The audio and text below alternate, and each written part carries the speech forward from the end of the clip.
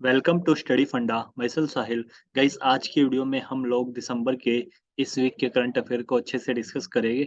तो चलिए स्टार्ट करते हैं हमारे आज का डिस्कशन। हमारा जो पहला टॉपिक है वो है Sethrichem Sangtam gets first Rohini Nayyar prize for rural development. तो यहाँ से क्वेश्चन डायरेक्ट बन सकता है कि जो रोहिणी नैयर प्राइज है वो किनको मिला है। पहला, ठीक है, पहला क्वेश्चन तो यही बन सकता है।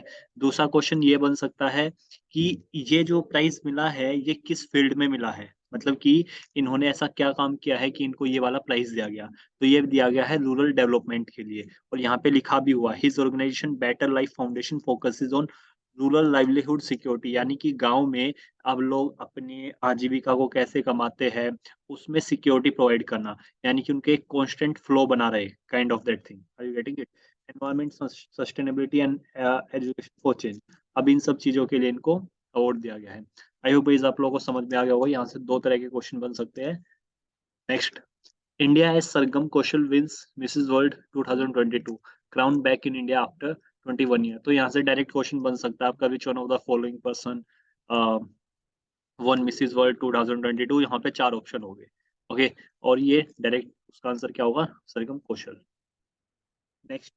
Next, lumpy skin disease. Orissa जो है वो पहला स्टेट बन गया है to provide free vaccination to affected life stock. Life stock का मतलब यानी कि जो कि आप लोग के ये नहीं होते जिनको हम पालते वालते हैं, life stock kind of that thing, गाय भैंस, ये सब चीजें। ओके, तो अब ये जो लंपी स्किन डिजीज है इसके बारे में आप लोग थोड़ा सा पढ़ सकते हैं। ये लंपी स्किन डिजीज एक वायरस की वजह से होता है जिसका नाम है capripox virus. Okay, capripox virus तो आप लोग डायरेक्टली याद कर सकते हैं। ये इन्फेक्ट करता है generally cattle and water buffaloes को। ओके, नाउ क्या इसका कोई इलाज है? एज सच कोई ट्रीटमेंट अवेलेबल नहीं है। ये फर्स्ट टाइम कहाँ पे रिपोर्ट किया गया था? एशिया एंड पैसिफिक रीजन में 2019 में। ओके, तो ये आप लोग देख सकते हैं। और मोस्ट इंपोर्टेंट चीज जो क्वेश्चन पूछा जा सकता है इसमें से वो होगा ये, वो दे देंगे कि lumpy skin disease is a zoonotic disease. Zoonotic का मतलब क्या होता है? जूनोटिक का मतलब होता है जो एनिमल से इंसानों में फैले। ठीक है, फॉर एग्जांपल कोई बीमारी पहले किसी जानवर को थी, अब वो इंसानों में फैल गई, उसको हम क्या बोलेंगे? जूनोटिक। जूनोटिक। लेकिन ये लंपी स्किन डिजीज जूनोटिक नहीं है। अब इसमें क्या होता है, देखो आप लोगों को ये दिख रहा है, ये नोट्स नोट्स काइंड ऑफ जैसे गांठ सी नहीं हो जाती शरीर पे, तो उस तरह से लंपी स्किन डिजीज में भी जो लाइफ स्टॉक्स होते हैं ना, यानी कि बफेलोज हो गए, कैटल्स हो गए, इनके ना शरीर पे ऐसे ये लंप देखने को मिलते हैं। This is called lump skin disease. यहाँ से क्वेश्चन डायरेक्ट ऐसे ही बनेगा कि कौन से स्टेट ने रिसेंटली फ्री वैक्सीनेशन प्रोवाइड किया लंपी स्किन डिजीज के लिए? तो आंसर हो जाएगा Orissa. Next, Telangana as Tandur red gram gets GI tag. GI tag तो ऑब्वियस सी बात है, आप लोगों से काफी इंपॉर्टेंट हो जाता है। तो या तो डायरेक्ट पूछ सकते हैं कि तंदूर रेड ग्राम जो जीआई टैग मिला वो कौन से स्टेट उसको मिला है। ऑप्शन में वो दे देंगे, 4 ऑप्शन दे देंगे कि तेलंगाना, केरला, तमिलनाडु, ऐसे करके। तो आई होप आप लोगों को आंसर मिल जाएगा तेलंगाना। क्लियर है? ओके, चलो आगे बढ़ते हैं। Now, INS Mormugao shining example of our defence production capabilities.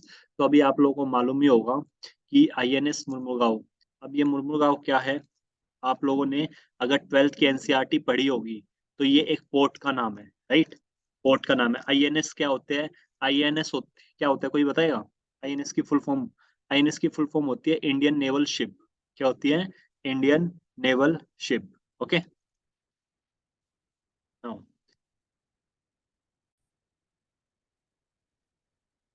तो ये पहले ना हम लोग ना एक बार पोर्ट्स देख लेते हैं, ठीक है, कि ये पोर्ट्स कौन कौन से इंपॉर्टेंट देखो। ये आप लोग के मेजर पोर्ट्स है जो कि आपकी 12th क्लास के एनसीईआरटी में भी दिए हुए हैं। कांडला, मुंबई, जवाहरलाल नेहरू, मुर्मुगांव, ये वाला यहाँ पे है। अब यहीं पे अभी इंडियन नेवल शिप मुर्मुगांव को कमीशन किया गया है। कौन से प्रोजेक्ट के अंडर? प्रोजेक्ट का नाम है प्रोजेक्ट 15B। ओके, इसके अंदर ना काफी सारी ये जो आईएनएस है इनको कमीशन किया जाना था अलग अलग जगह पे। इंडिया के जितने पोर्ट्स है यहाँ पे किया जाना था। ओके, क्लियर है? ओके, नाउ इससे रिलेटेड एक और आर्टिकल है, आप लोग यहाँ से देख सकते हैं, ये रहा project 15B। Over the last decade, Indian Navy has commissioned 3 guided missile destroyer of Kolkata class: INS Calcutta, INS Kochi, INS Chennai. तो आप लोग देखोगे ये जनरली कौन से वो है, जितने भी आईएनएस वो किए जा रहे हैं, ऑब्वियस सी बात है पोर्ट टाइप पे ही किए जाएंगे। कोस्ट लाइन पे इंडिया की। क्लियर है?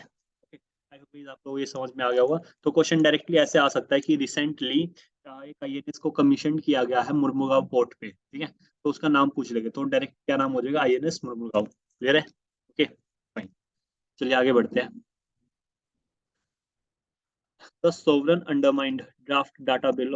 गाइस हम लोगों ने एक सिमिलर वो किया था पेपर 2 के पर्सपेक्टिव से, उसका नाम था डाटा लोकलाइजेशन। प्लीज आप लोग जाके ये वाला टॉपिक देख सकते हैं। और आप लोग थोड़ा सा ये रहे, एक कीवर्ड है इसमें, इंडस्ट्रियल रेवोल्यूशन 4.0। ये वाला जो आपका आर्टिकल है ना बॉस, ये वाला आपका आर्टिकल है पेपर 2 के पर्सपेक्टिव से। ये मैंने इसलिए डाल दिया ताकि आप लोगों को कुछ पेपर 2 का पढ़ने को मिल जाए। क्लियर है? पेपर 2 के पर्सपेक्टिव से इसे ऐसे भी पूछा जा सकता है, और इससे एक आर्ग्यूमेंट अगेंस्ट एंड फेवर भी बन सकता है। ड्रंक ऑन पावर, ये आर्टिकल भी ऑलरेडी हम लोग कवर कर चुके हैं। कहाँ पे? हमारी जो अभी पेपर 2 की वीडियो आई थी उसमें हम लोगों ने 2 टॉपिक कवर किए थे। तो कुछ ट्रेजेडी यानी कि नकली शराब पीने से लोगों की मौत, और हम लोगों ने किया था लेफ्ट विंग एक्सट्रीमिज्म। तो ये दोनों के दोनों topic we have already discussed. ये मैंने इसलिए डाल दिया ताकि आप लोगों के पास कुछ पढ़ने को हो, काइंड ऑफ एडिटोरियल। क्लियर है? प्लीज इसको पढ़ लीजिएगा। आगे बढ़ते हैं। एसिड अटैक, ये भी आप लोगों का जो इम्पोर्टेंट है वो है पेपर 2 के पर्सपेक्टिव से। एसिड अटैक इंडिया में क्यों रहा है, क्यों नहीं, ठीक है। अभी ना मैं इस पे थोड़ा सा डाटा दे देता हूँ ताकि आप लोगों को एग्जाम में यूज कर सको। हमारा जो एनसीआरबी का डाटा है, नेशनल क्राइम रिकॉर्ड ब्यूरो के डाटा के according, there were 150 such cases recorded in 2019। 2020 में 105, 2021 में 102, ठीक है। यानी कि जो केसेस है वो कम तो हो रहे हैं, ऑब्वियस सी बात है। तो आप लोग इसको ऐसे शो कर सकते हो ग्राफ के थ्रू, कि जो एसिड अटैक के केसेस है वो कहीं ना कहीं कम तो हो रहे हैं। नाउ वेस्ट बंगाल और यूपी जो है ना, कंसिस्टेंटली सबसे ज्यादा केसेस देखने को मिलते हैं यहाँ पे एसिड अटैक के। ठीक है? और ये है कन्विक्शन रेट। कन्विक्शन रेट 2019 में 54%, 2020 में 72%, 2021 में 20%। ओके, तो अभी अगर आप लोग देखोगे 2021 का जो कन्विक्शन रेट ये काफी लो है एज कम्पेयर टू बाकी ये 2 सालों के। ओके, तो ये आप लोग डाटा को अपने ऐसे में यूज कर सकते हैं। एंड आप लोगों के लिए पेपर 2 के लिए आप इसको पढ़ सकते हैं। ये मैंने इस वे में डाला है कि आप लोग इसको पढ़ सके अपने पेपर 2 के पर्सपेक्टिव से। क्लियर है? आगे बढ़ते नाउ, जीएसटी काउंसिल की मीटिंग हुई थी, तो उससे रिलेटेड थोड़े बहुत वो देख लेते हैं। पहले तो थोड़ा जीएसटी काउंसिल के से रिलेटेड पढ़ते हैं। जीएसटी काउंसिल एक ज्वाइंट फोरम है सेंटर और स्टेट्स का, यानी कि जब जीएसटी काउंसिल की मीटिंग होती है तो वहाँ पे सेंटर से भी कुछ लोग आते हैं और स्टेट से भी कुछ लोग आते हैं। क्लियर है? और ये कब सेटअप की गई थी? It was setup by the president as per article 279A। तो क्या ये हमारे कॉन्स्टिट्यूशन में मेंशन है? हाँ जी, बिल्कुल मेंशन है हमारे कॉन्स्टिट्यूशन में। अब वो क्वेश्चन आएगा कि जीएसटी काउंसिल की जो मीटिंग होती है उसको चेयर कौन करता है? जीएसटी काउंसिल की मीटिंग को जो चेयर करते हैं ना, वो होते हैं यूनियन फाइनेंस मिनिस्टर, यानी कि अभी हमारी जो निर्मला सीतारमन जी है वो इसको चेयर करेगी। ठीक है? ओके, तो next, union minister of state finance, ये सब। हाँ, हर एक स्टेट मिनिस्टर इन चार्ज को नॉमिनेट कर सकता है यहाँ पे। मतलब कि फॉर एग्जांपल यहाँ पे मीटिंग होनी है, हर एक स्टेट से कोई ना कोई तो जाएगा ही यहाँ पे मीटिंग में पार्टिसिपेट करने के लिए। तो स्टेट अपने आप मतलब नॉमिनेट कर सकता है किसी मिनिस्टर को कि तुम जाके हमारे इस इंटरेस्ट को एक तरह से प्रमोट करो, kind of that thing, represent करो। ओके, तो आप लोग ये पढ़ सकते हैं कि according to article 279A is meant to make recommendation to union and state on important issue related to GST। मतलब कि ये लोग क्या करते हैं, यहाँ पे ये लोग ना जो टैक्सेस वगैरह है ना, जो टैक्स स्लैब है उनको डिसाइड करते हैं। इस चीज पे 5% टैक्स लगेगा, 18% लगेगा, 12% लगेगा, कितना लगेगा। ठीक है? अभी जैसे फॉर इंस्टेंस 28% टैक्स कसिनोज पे, ऑनलाइन गेमिंग पे, हॉर्स रेसिंग पे, इन पे कितना टैक्स है? 28%। तो ये लोग टैक्स रेट ही डिसाइड करते रहते हैं। आप लोगों ने देखा होगा जब भी जीएसटी काउंसिल की मीटिंग होती है उसके बाद ये बोलते हैं कि इलेक्ट्रिसिटी की चीजें महंगी हो गई, कपड़े सस्ते हो गए, ये महंगा हो गया, फोन महंगे हो गए, समथिंग लाइक दैट। ऐसा सुनने को मिलता है ना, कुछ चीजें सस्ती हो जाती है, कुछ चीजें महंगी हो जाती है। तो वो इसीलिए होता है क्योंकि जीएसटी काउंसिल की मीटिंग में जो डिसाइड होता है ना, टैक्स रेट ऊपर नीचे होता रहता है। फिर है? आगे बढ़े नाउ, यहाँ पे थोड़ा सा डाटा है guys, if you want to use it. ये भी आप लोगों का पेपर 2 के पर्सपेक्टिव है। इस बार मैंने ना कोशिश किया मैं थोड़ा ना पेपर 2 से रिलेटेड भी आर्टिकल आप लोगों के लिए डालूं। वैसे तो हमारी पेपर 2 की अलग से क्लासेस चली रही है और यूट्यूब पे, वो तो आप लोग देख ही रहे होगे आई होप। ठीक है? ओके, तो यहाँ पे कि कॉन्स्टिट्यूशन बेंच से रिलेटेड 498 केसेस पेंडिंग है। PIL के 2,870 केसेस पेंडिंग है, स्पेशल रिपेटिशन के 4,331। SPL कौन से आर्टिकल में, कोई बताएगा? आर्टिकल 136। और कोई इंपॉर्टेंट आर्टिकल सुप्रीम कोर्ट से रिलेटेड? आर्टिकल 130। मैं आप लोगों से क्वेश्चन पूछता हूँ, क्या हमारे कॉन्स्टिट्यूशन में ये मेंशन है कि सुप्रीम कोर्ट की सीट कहाँ पे होगी? हाँ जी, मेंशन है। कहाँ पे होगी? दिल्ली में। ये कहाँ पे लिखा हुआ सर? ये लिखा हुआ आर्टिकल 130 में। क्या सर इसको चेंज किया जा सकता है? बिल्कुल किया जा सकता है। चीफ जस्टिस ऑफ इंडिया इसको चेंज कर सकते हैं with prior permission of president, यानी कि प्रेसिडेंट से परमिशन लेके इसको चेंज किया जा सकता है। Is that clear guys? Okay, चलिए आगे बढ़ते हैं। नेशनल मैथमेटिक्स डे, ये वाला क्वेश्चन पूछा जा सकता है कि जो नेशनल मैथमेटिक्स डे वो कब मनाया जाता है? पहली बात तो ये मनाया जाता है आपका 22 दिसंबर को। कब मनाया जाता है? 22 दिसंबर को। किसकी याद में मनाया जाता है? ये मनाया जाता है श्रीनिवासा रामानुजन। ठीक, श्रीनिवासा रामानुजन इंपॉर्टेंट हो जाता है इस साल के लिए। आगे बढ़ते हैं। CBI Delhi police and FBI bust tech support scam. Okay, आप लोगों को देखा देखा ही होगा, काफी ज्यादा ना स्कैम चल रहे हैं। मतलब कि अभी रिसेंटली क्या हुआ कि किसी US इंडिया में जो लोग बैठे हैं ना, वो US में जो लोग बैठे हैं उनको भी ठग ले रहे हैं। ठीक है, जैसे हम आप लोगों ने एक सीरीज देखी होगी, कौन सी सीरीज थी वो? जमतारा, नेटफ्लिक्स पे है ना, जहाँ पे वो लोग क्या करते हैं, वो कॉल, मतलब आप लोगों को भी ना कभी कॉल आई होगी, फ्रॉड कॉल बोलते हैं जिनको, जिससे वो आप लोगों की डिटेल्स ले लेते हैं, ATM कार्ड की एंड ऑल दैट, और स्कैम कर देते हैं। ओके, तो ये CBI हमेशा न्यूज में रहती है, तो आई थॉट कि एक बार इसको कवर कर ही लेते हैं।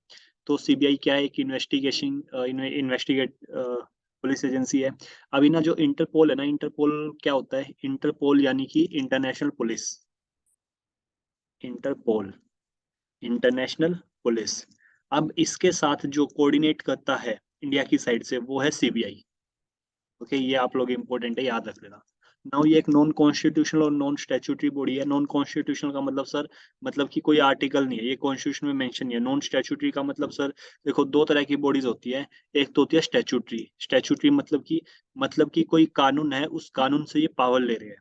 ठीक है, ओके, मतलब एक प्रॉपर कानून बना के इस बॉडी को बनाया गया है, उसको बोलते हैं स्टैट्यूटरी। नॉन स्टैट्यूटरी क्या होती है? जो एक एग्जीक्यूटिव ऑर्डर के थ्रू बनाई जाती है, या उससे रिलेटेड कोई कानून नहीं बनाया जाता, काइंड ऑफ दैट थिंग। अब ये अपनी पावर कहाँ से ड्राइव करती है? Delhi special police establishment act 1946, headquarter new Delhi में। मोटो, ये आपका ऑलरेडी पूछा जा चुका है CDS के एग्जाम में, industry, impartiality, integrity. Okay, no, अब इनका जो टेन्योर है, ये वाला टेन्योर गाइस काट देना। आप लोग ना मुझे कमेंट सेक्शन में बताना, गूगल करके बताना कि इनका जो टेन्योर है सीबीआई के डायरेक्टर का टेन्योर क्या होता है? सीबीआई के डायरेक्टर का टेन्योर क्या होता है? गूगल करके बताना सबको। क्लियर है? ओके, नाउ अब ये देख लेते हैं कि सीबीआई कौन सी मिनिस्ट्री के अंडर आती है। इसकी जो जुरिडिक्शन वो आती है ministry of personnel public grievances and pension. Okay, तो आप लोगों को मालूम होगा, जब भी कोई हाई प्रोफाइल केस होता है, फॉर एग्जांपल जैसे स्टेट पुलिस, मतलब कि आपके एरिया में कुछ कांड हो गया, ठीक है, तो नॉर्मल पुलिस आती है। अगर वो ज्यादा बड़ा कांड है, तो क्या लोग क्या डिमांड करते हैं? लोग डिमांड करते हैं कि सीबीआई की इंक्वायरी होनी चाहिए। क्यों? क्योंकि लोगों को भरोसा है कि जो सीबीआई का कन्विक्शन रेट है ना, वो काफी हाई है। कन्विक्शन रेट क्या होता है? फॉर एग्जांपल अभी हम लोगों ने एसिड अटैक वाले में देखा कि कन्विक्शन रेट किसी में 70% है, किसी में 50% है, तो वो अच्छा कन्विक्शन रेट है। अभी अगर आप लोग ईडी का कन्विक्शन रेट देखोगे ना, आई थिंक वो 1 पॉइंट समथिंग है, 1 पॉइंट कुछ परसेंटेज है। यानी कि अगर आप लोग इसका मतलब समझ रहे हो? मैं अगर बोला ना कन्विक्शन रेट 1% है, इसका मतलब है आप लोगों ने 100 बंदों को पकड़ा और उसमें से ना सिर्फ एक का ही अपराध साबित हुआ है। यानी कि आप लोगों ने ना 100 बंदे पकड़े थे ऐसे, उसमें से एक का ही अपराध साबित हुआ, बाकी छोड़ दिए। अगर मैं बोलूँ ना 70% कन्विक्शन रेट है, यानी कि उसमें से ना 100 में से 70% का हो गया, 30% जो है वो छोड़ दिए गए, kind of that thing. Okay, I hope आप लोगों को समझ में आ गया होगा। चलिए आगे बढ़ते हैं। अरीबाड़ा इनुशी कुल्या। ओके, अरीबाड़ा ये इम्पोर्टेंट है। नाउ सबसे पहले तो हम लोग देख लेते हैं जो ओलिव रिडले टर्टल है। कौन सा? Olive Ridley turtle. उनका जो वाइल्ड लाइफ प्रोटेक्शन एक्ट 1972 में शेड्यूल 1 में है। हमारा वाइल्ड लाइफ प्रोटेक्शन एक्ट एक ऐसा एक्ट है जिसमें हम लोग ये बताते हैं कि किस को हमने कितनी प्रोटेक्शन दी हुई है। इसमें 6 शेड्यूल है। For example wild life protection act 1972 के अंडर कितने शेड्यूल है? 6। शेड्यूल 1, शेड्यूल 2, शेड्यूल 3, शेड्यूल 4, और ऐसे ही इनको लेवल ऑफ प्रोटेक्शन है। जो शेड्यूल 1 में होते हैं इनको बहुत ज़्यादा प्रोटेक्ट दी गई है। यानी कि अगर आप लोगों ने शेड्यूल 1 वाले एनिमल्स को मार दिया, तो आपको काफ़ी सालों की जेल भी हो सकती है और पनिशमेंट भी हो सकती है, किसी भी वे में। क्लियर है? ओके। और आईयूसीएन की रेड लिस्ट में ये वल्नरेबल है। जनरली आईयूसीएन क्या है, एक लिस्ट निकालती है, रेड लिस्ट उसमें ये बताती है कि ये जानवर जो है वो क्रिटिकली इंडेंजर्ड है, यानी कि इसकी क्रिटिकली इंडेंजर्ड का मतलब क्या है कि बहुत कम स्पीशीज़ बची है। उसके बाद होता है इंडेंजर्ड, यानी कि मतलब स्पीशीज़ बहुत कम बची है, लेकिन इतनी भी कम नहीं है कि उसको क्रिटिकली इंडेंजर्ड कर दे।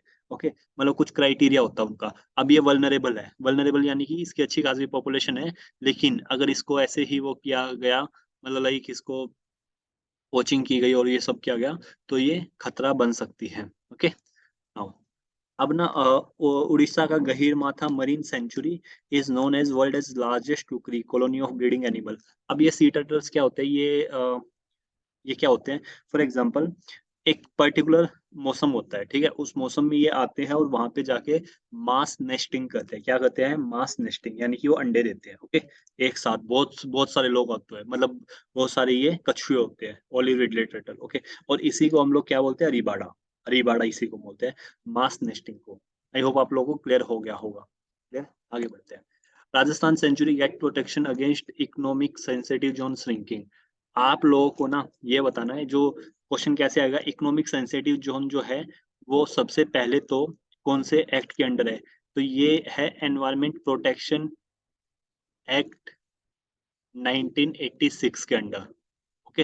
एनवायरनमेंट प्रोटेक्शन एक्ट 1986 के अंडर। और इकोनॉमिक सेंसिटिव ज़ोन से रिलेटेड 1-2 कमिटी याद आ रही है? ओके। एक तो है माधव गढ़गिल कमिटी, माधव गढ़गिल, और एक है कस्तूरी रंजन, ओके?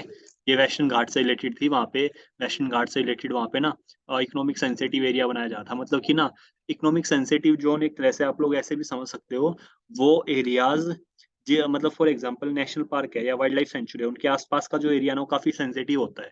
तो वहाँ पे ये बोला जाता है कि यहाँ के जो आसपास का एरियाज है ना, वहाँ पे भी एक्टिविटीज को रेगुलेट किया जाए, ताकि नेशनल पार्क और वाइल्ड लाइफ सेंचुरी में जो एनिमल्स है उनको कोई डिस्टरबेंस ना हो। फिर है? ओके, तो चलिए आगे बढ़ते हैं। ये छोड़ दीजिए ये। नेक्स्ट, ये इंपॉर्टेंट आपका, NASA set to conduct first global water survey from space, okay? तो अभी ये नीचे पढ़ लेना था, US National Aeronautics and Space Administration launch the Earth science satellite to track nearly all water on Earth surface. तो इन्होंने एक ऐसी सैटेलाइट को लॉन्च किया है जो धरती पर जितना ही पानी है उसको ट्रैक करेगी, ओके? और इसको क्या बोला गया, इस स्पेसक्राफ्ट को, इसका नाम है surface water and ocean topography spacecraft. तो डायरेक्ट आ सकता है, जो स्वोट स्पेसक्राफ्ट है वो रिसेंटली किसने लॉन्च किया है? तो नासा ने किया। कंट्री का नाम पूछे तो यूएस से आ जाएगा। क्लियर है? ओके, चलिए आगे बढ़ते हैं। Okay, Mumbai is worst keep kept secrets, मतलब यहाँ पे अभी जो इनकी मीटिंग हो रही है ना, G20 की, G20 वर्किंग ग्रुप मीट हो रही है, मतलब अलग बहुत सारी मीटिंग होती रहती है ना आपस में, एंटरप्रेन्योर्स की और इस स्टार्टअप्स वगैरह की, इन सब की। तो आप लोग देख सकते हैं, थोड़ी आयरनी, एक साइड तो इन्होंने ना कवर अप कर दिया, यहाँ पे मीटिंग के लिए आ रहे होंगे डेलीगेट्स वगैरह, तो एक साइड तो स्लम वगैरह है और इन्होंने इसी से कवर कर दिया, और इस साइड आप देख सकते हैं। तो नॉट इम्पोर्टेंट, ये बस ऐसे ही डाल दिया। Left wing extremism, we have already done it. हमारा पेपर 2 की जो क्लास हुई है इस वीक वाली, आप लोग वहाँ पे पढ़ सकते हो ये, ओके? तो ये ईस्टर्न जनरल काउंसिल की मीटिंग हुई थी, जहाँ पे भी लेफ्ट विंग एक्सट्रीमिज्म से रिलेटेड बात की थी हमारे अमित शाह होम मिनिस्टर जी। Okay, आगे बढ़ते हैं। Model state Rajasthan. तो गाइज यहाँ पे ना ये एक एडवर्टाइजमेंट थी, जो कि द हिंदू के फ्रंट पेज पे थी। तो यहाँ पे कुछ स्कीम्स है जो कि शायद पूछी जा सकती है, तो आप लोग ना, या आप लोग ना इनको अपने पेपर 2 में भी यूज कर सकते हैं। कैसे यूज कर सकते हैं मैं अभी बता देता हूँ। जैसे ये स्कीम है उड़ान योजना, ओके? पढ़िए इसको। Providing 12 sanitary napkin free per month to girls and women, approximately 1.5 crore adolescent girls and women benefited, okay? तो आप लोग ये वुमेन एम्पावरमेंट के ऐसे में ये यूज कर सकते हैं। क्लियर है? कि ऐसे राजस्थान गवर्नमेंट के उड़ान स्कीम्स है, जहाँ पे सैनिटरी नैपकिन्स दिए जा रहे हैं लड़कियों को और औरतों को, ओके? और ये सैनिटेशन को प्रमोट करने के लिए भी, और काइंड ऑफ जो थोड़ा जो हाइजीन इश्यू होता है या जो वुमेन्स रिलेटेड प्रॉब्लम्स होती है, उनकी देखभाल के लिए भी, ओके? तो जैसे इंदिरा रसोई है, ओके? तो इसमें कुछ-कुछ स्कीम्स आप लोग देख लेना अपने अकॉर्डिंग, जो भी आप लोगों को अच्छी लगे आप लोग उसको नोट डाउन कर सकते हैं, और ये आप लोगों के हेल्प करेगी, कहाँ पे हेल्प करेगी? पेपर 2 में कहीं न कहीं। क्लियर है? चलिए आगे बढ़े। जैसे एक बार ये वाली स्कीम देखो आप लोग, मुख्यमंत्री Bal Gopal Yojana, distribution of milk to student of class 1 to 8 in government school on every Tuesday and Friday. तो जो ये मेल नूरिशमेंट है, मेल नूरिशमेंट है, अगर कोई ऐसे आए मेल नूरिशमेंट से रिलेटेड या कोई हेल्थ से रिलेटेड ऐसे आए, तो can't you use it? Obvious सी बात है, आप लोग इसको यूज कर सकते हैं। ठीक है, जैसे ऐसे राजस्थान गवर्नमेंट की एक स्कीम्स है, आप लोगों को ना मालूम होना चाहिए कि कौन सी चीजों को कैसे क्या यूज करना है। Next 25% rise in rape cases between 2020 से लेकर 2021। Please use this data, important. मैं इसकी पीडीएफ डाल दूंगा जैसे ही क्लास अपलोड होगी, और इस डाटा को आप लोग यूज कीजिएगा। ओके, मैं आप लोग को कंटेंट दे रहा हूँ, पढ़ना तो आपको ही पड़ेगा क्योंकि पेपर 2 की क्लासेस अलग से हो ही रही है हमारी। Now, Lok Sabha clear bill to give HT status to Himachal as Hattis. Okay, तो ये याद कर लेना, हटीज हिमाचल प्रदेश से रिलेटेड, दैट्स ऑल। कुछ टाइप्स है इंडिया की जो मैं आप लोगों को रिवाइज करवाना चाहता हूँ। बकरवाल, चांगपा, चांगपा ट्राइब ऑलरेडी पूछी जा चुकी है यूपीएससी के सिविल सर्विस के पेपर में। डोंगरा, हिमाचल प्रदेश में गड्डी गुज्जर, उत्तराखंड में थारू, जौनसरी, बुक्सा, भोटिया। ओके, और उत्तर प्रदेश वाला ये थारू। राजस्थान में भील ट्राइब काफी इंपॉर्टेंट है, काफी बार पूछी जा चुकी है। मीना, सहरिया, ये सब। ओके, अरुणाचल प्रदेश में डाफला, मीरी, मिकीर। ओके, यहाँ पे आप लोग आसाम साइड देख लेंगे, बोडो। क्लियर है, आगे बढ़ते हैं। झारखंड की ट्राइब्स देखते थे, संथाल, मुंडा, ओरियन, हो ट्राइब के बारे में ऑलरेडी क्वेश्चन पूछा जा चुका है। कहाँ पे? सिविल सर्विस एग्जामिनेशन यूपीएससी 2020 में। नाउ, बैगा ट्राइब उड़ीसा में देखते हैं, भूमिज, भूया, खोड़। आप लोग ना ब्लैंक मैप लेके इसको बना सकते हैं, जो जो इंपॉर्टेंट ट्राइब्स है ना वो ऐसे डाल सकते हैं क्योंकि इनसे रिलेटेड क्वेश्चन पूछे जाते हैं। मेघालय में आगामी और खासी, जैसे गारो खासी जयंतिया तो याद ही होगा, यहाँ पे है गारो खासी जयंतिया। ओके, मणिपुर में कौन सी? कुकी। मणिपुर में कुछ और इंपॉर्टेंट चीज आप लोगों को याद हो, क्या है यहाँ पे? Loktak lake. My question is, क्या ये फ्रेश वाटर लेक है, स्लाइन वाटर लेक है? ये है आप लोगों की fresh water lake, largest fresh water lake of Manipur. Clear है? ओके, नाउ ये वाली टाइप देख ले, नीचे देखते हैं, भील, दाफर, थारू थारू, ये तो मध्य प्रदेश, कोरबा, मरिया। और नीचे आके चेंचू ट्राइब, ये भी काफी न्यूज में रहती है, चेंचू ट्राइब। मोपला, कुर्की, नीरगिली, यरकुला, कोया, कोया ट्राइब काफी न्यूज में रहती है। ओके, तो ये इंपॉर्टेंट इंपॉर्टेंट ट्राइब्स आप लोग देख सकते हैं। Now, European union adopt global minimum 15% tax on multinational.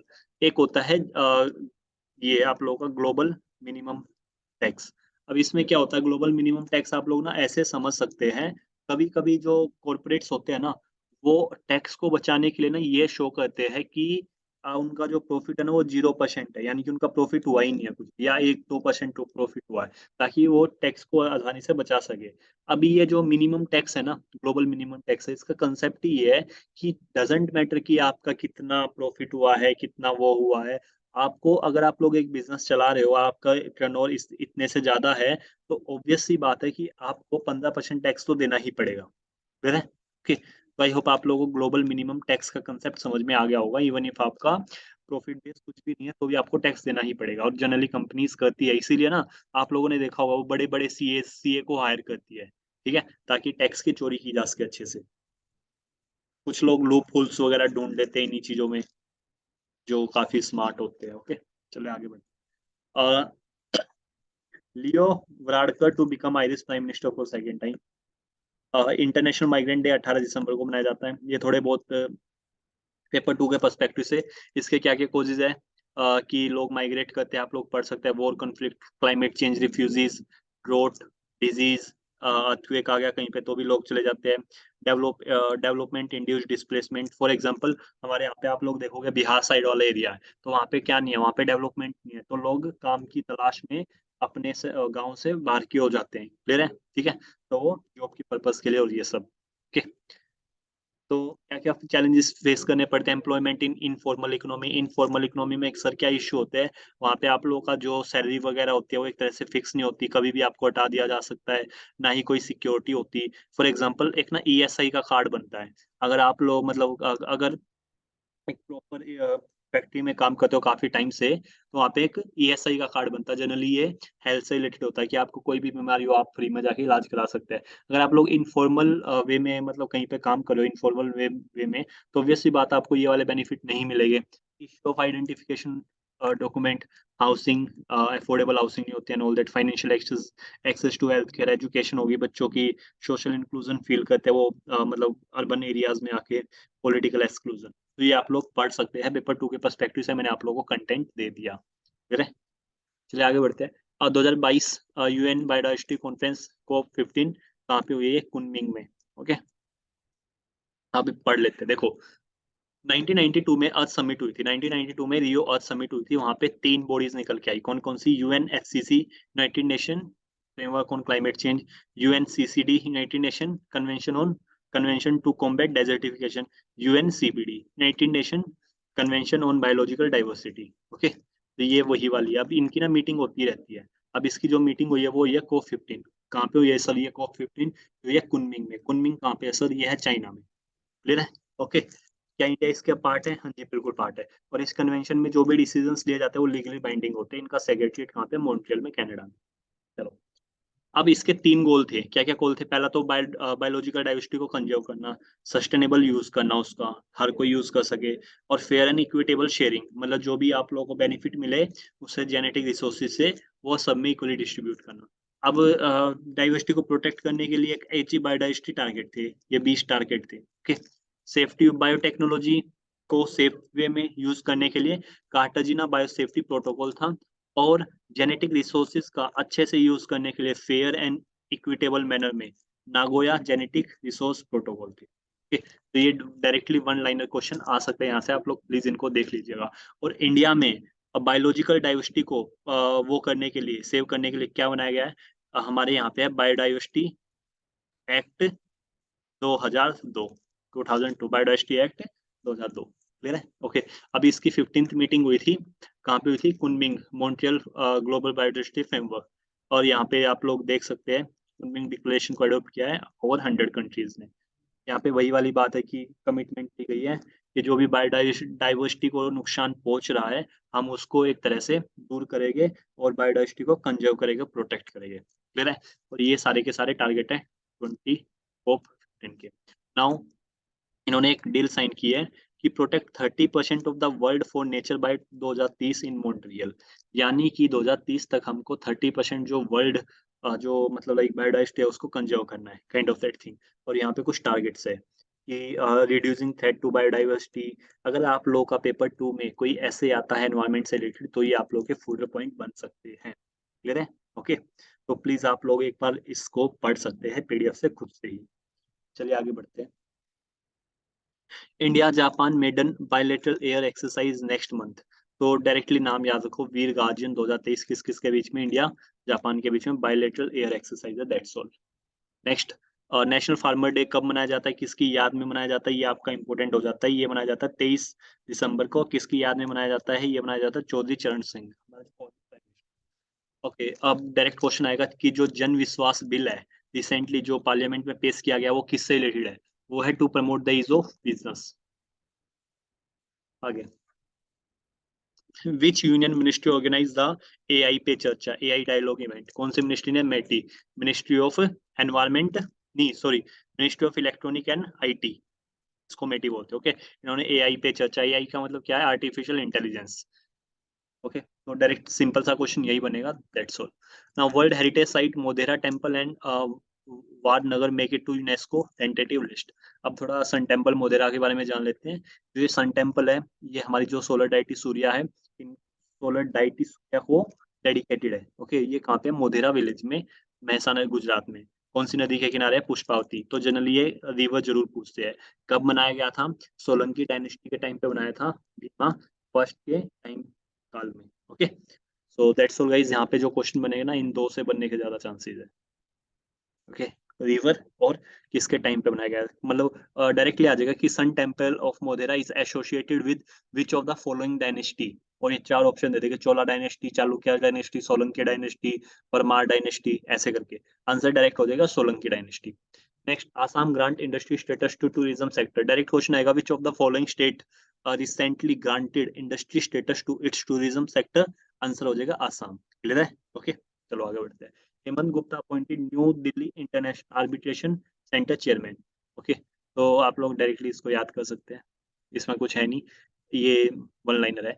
India to host next negotiation round of IPEF in फरवरी 2023, यहाँ से पढ़ना क्वेश्चन, यहाँ से बनेगा कि इंडिया होस्ट करेगा Indo Pacific economic framework for prosperity.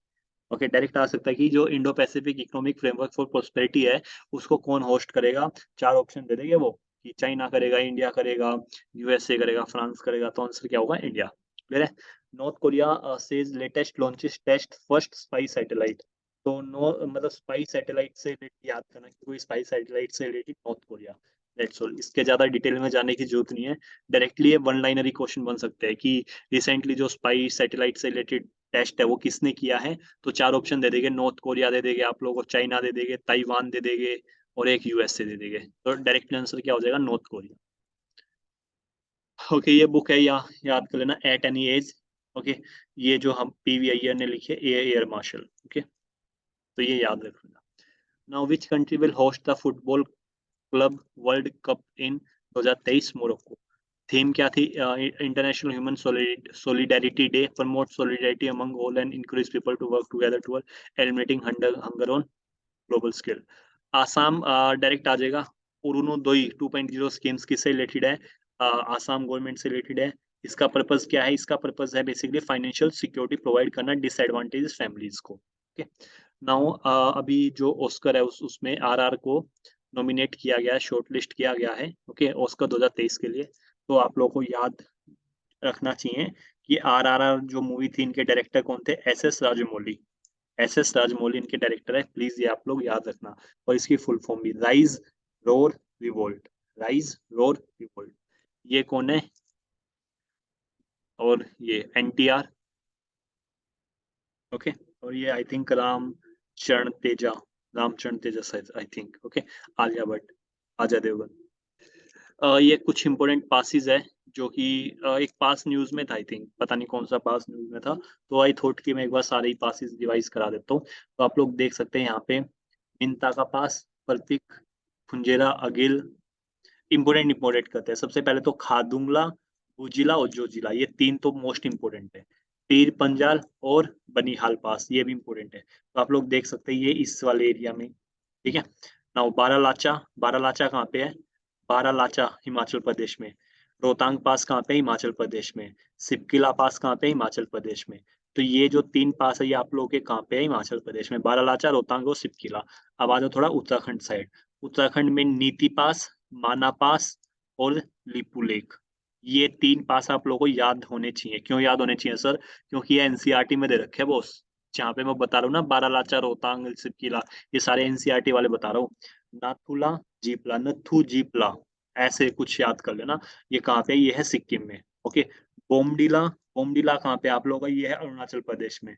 Okay, दिहांग पास कहाँ है, अरुणाचल प्रदेश में ही। ओके, तो आई होप गाइस आप लोग ये समझ में, और ये लेक पानी पास देख लेना। ओके, तो ये इंपॉर्टेंट इंपॉर्टेंट पासेस हम लोगों ने कर लिए हैं।